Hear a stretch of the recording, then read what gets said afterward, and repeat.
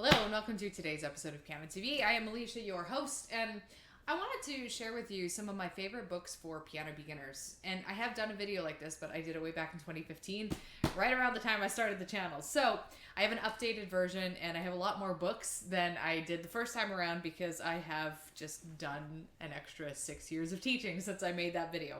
So without too much ado, I want to just share with you, I think I have something like 14 books in this pile. I think I added a couple extra. There might be 16 books.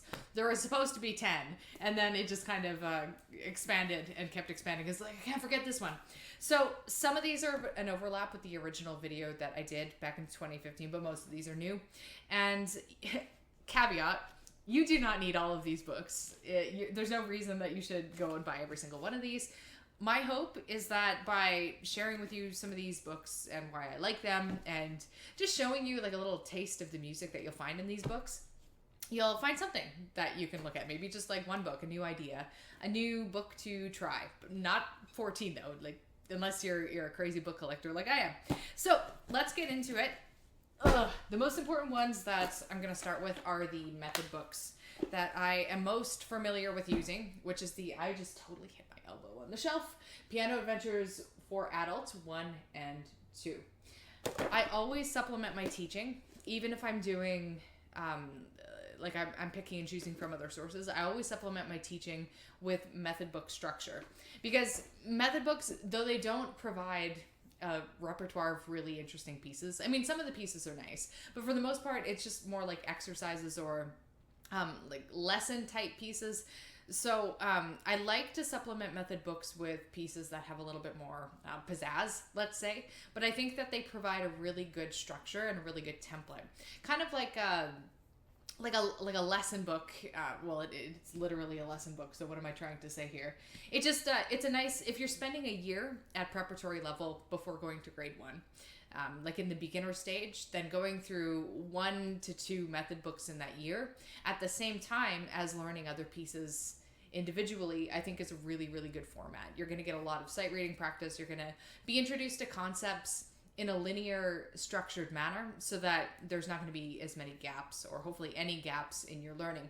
And this is similar to the approach that I use when I teach my online lessons with Complete Piano Path, which is something that you can always join the wait list. I open them twice a year if for these group lessons. But what I recommend my students do, even though I give them a piece to work on every single week, something that maybe theoretically has a little bit more pizzazz, I do give them guidelines for following along with a method book in separate practice.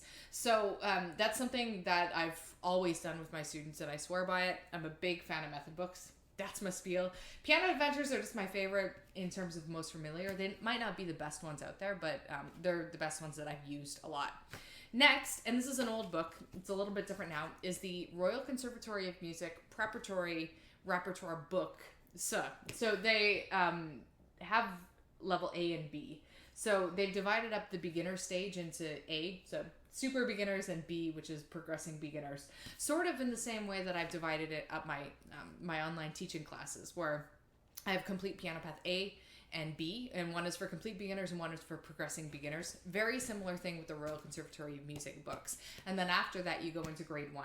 So I have the old book, which is all in one, but the new RCM books are divided Prep A, Prep B. Those are good for, they're just nice collection books. So you'll get a diverse palette of pieces by a whole bunch of different composers from all kinds of different backgrounds, and there's something for everyone in them. I'm not usually a huge fan of collections. I usually like to buy a book written by an artist, as opposed to, it's kind of like if you buy a CD, buying like Big Shiny Tunes 3, which is a pretty great album, or just buying the Goo Goo Dolls album. I don't know. I was trying to think of what songs are on that album. I like to usually just buy them by the individual artist, but I do make an exception for the RCM books typically. But let's get into, I believe, the rest of these. Yes. Every single one of these on the pile is individual artists. So let's get into individual artists. We'll start with Bella Bartok, Microcosmos. I have talked about these at length on this channel, these books. The first book in particular starts at pretty much a complete beginner level and ends at around a grade 1 or 2 level. I think there's 36 exercises or something like that. Great little study book. Not everyone likes the sound of Bartok's music, so you might want to listen to what they sound like before you make a decision on that. But yeah, I'm a big fan of teaching from these. I think this is just good sight reading practice, good hand independence practice. Yeah, that's something that I've started to use a lot more in the last 5 years. Another thing that I've started to use a lot more in the last 5 years, and one note about these two is these two collections are, I believe, in the public domain because they were published a long time ago. So you can access them on imslp.org. Same goes for Conrad Kunz's Canons. I have his first book. I can't ever seem to get a hold of the second book. I don't even know if it's published in any format. But the first book is all you need. It's basically, 100 canons. And they start at a complete beginner level and they go to about a grade 1 or 2 level. Actually, they probably go a little beyond that. So if you were to even just do like one of these a week and work through it, canons are amazing for hand independence practice. I did a whole video just on this because I feel really passionately about this book. So good one for beginners. I was looking through probably like a year or two ago, I was looking through my music collection. I was kind of begrudging the fact that I didn't have a ton of diversity like in gender with the composers that I was teaching. So for my beginner materials especially, I made an effort to explore Canadian artists because I'm Canadian. I kind of like to support other Canadian artists, but also female artists. So one awesome female artist who has really good music for beginner level is Melanie Bonus. So this is a album pour les tout petits. I don't know if I pronounced that right. Sorry, guys. But yeah, there's some really nice pieces in this one. I find the whole book is pretty approachable. I'm just flipping through it. All the way up until about a grade 1 or 2 level. Some of the pieces at the end are maybe a little bit more challenging, but there's a lot of nice sounding pieces in this one. So that's a good one. I got 2 Kabalevsky books, and these are oldies but goodies. So pretty much every student I've ever taught in my entire life, I've taught them at least 5 pieces from this book. So this is Kabalevsky's 24 Pieces for Children, Opus 39. The first, I'd say, like 5 or 6 exercises or pieces. I mean, on this book, they fit on 2 pages. So they're short, but they're really potent. They're great to practice. They're great for beginners. And not a total beginner, but someone who's been playing for 3 to 6 months or so. I love Kabalevsky's music. Really good stuff. So the whole book is good. I don't teach out of this one as much, but there's some really cool pieces in his 35 easy pieces, Opus 89, which has a lovely piece called First Waltz, which I believe is in the RCM repertoire, if I remember correctly, at a preparatory level. It's a really beautiful waltz. But there's also a lot of other fun ones like At Recess, or there's a first piece, very, very easy. That could be done by total beginners. There's a first etude, which is a little exercise in basically in chord patterns and so on. So these are really cool books. Kabalevsky is an early 20th century composer. His work is not public domain yet, so you'll need to actually buy the book and not get it online. Big fan of Christopher Norton, who I think is Australian. And he has a whole bunch of books, but one collection that I think is pretty cool is his micro jazz collection. So basically this whole thing it's kind of like a method book. It's like for absolute beginners, it's the A level. And it's basically teaching you how to play piano via jazz styles. The first book is very easy. So if you're just starting out, you can work through this book.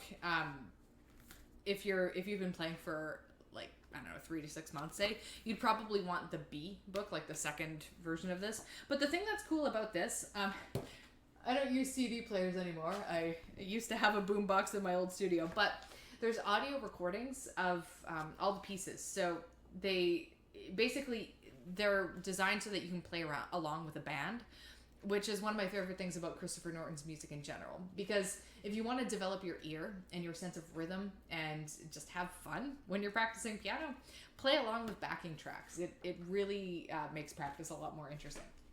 So that's a good one. I have Christina Duncan's Legends and Lore. I've been teaching out of this one for ages as well. I love this collection. Now, this isn't for total beginners, but some of the pieces are a little easier. Like most of these could be tackled by someone at a preparatory level. Some of them are a little harder, like maybe grade 2, 3 level. But the thing that I like about Legends and Lore is a lot of music at a beginner-ish level has a sort of childlike sound to it, or it's like Kabalevsky's like 24 pieces for children. Okay, you don't have to be a child to play them, but a lot of the song titles are like At Recess or something like that. So what I like about this is that these pieces are doable for relative beginners, but they have like almost like a video game sound to them. So I think there's not a collection of early level pieces that has this sound. They're totally unique and they're very stylish. So if you find yourself turned off by a lot of maybe like childish type beginner repertoire, I think even though this is definitely like designed for younger people, like looking at the cover and everything like that, but I think the sound of the pieces are very nice.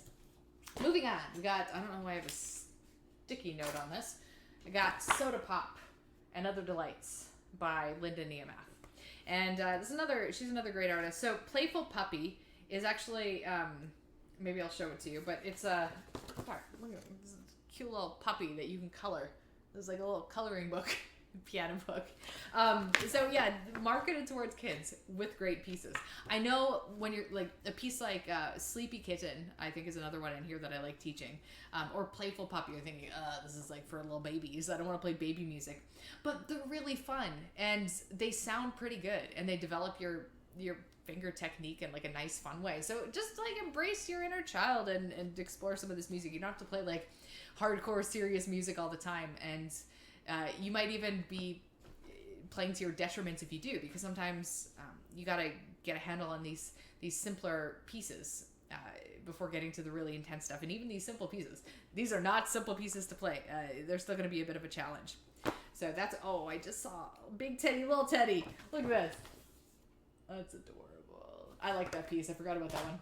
Then we got, I got my trio of ladies here. The Christina Duncan, Linda Neomath, and Anne Crosby. She is one of my favorite composers for beginner and intermediate level students. I think she just makes music that sounds so like beautiful for the level, where you're playing something and it sounds way fancier than what the level actually is. So Freddy the Frog, again, I know this is a really kiddie type marketing, but there's some really nice pieces in here. So for example, Angelfish is absolutely gorgeous, sounds very sophisticated.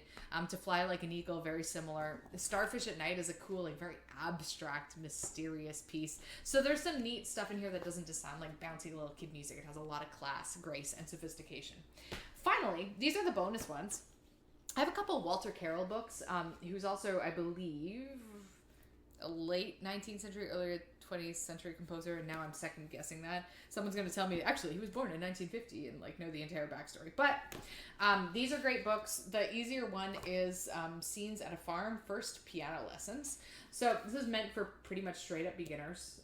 Basically, on the back it says grade 0 to 1. And they're just cute little exercises. So if you're not really into, like if you like older style method books and pieces that are a little bit more like, you're not into the piano adventures or anything like that, something like this would be fun. And then the countryside is basically just a slightly more difficult version. This is the one that you could do probably after. So that's my stack of books for beginners. We covered a lot of ground.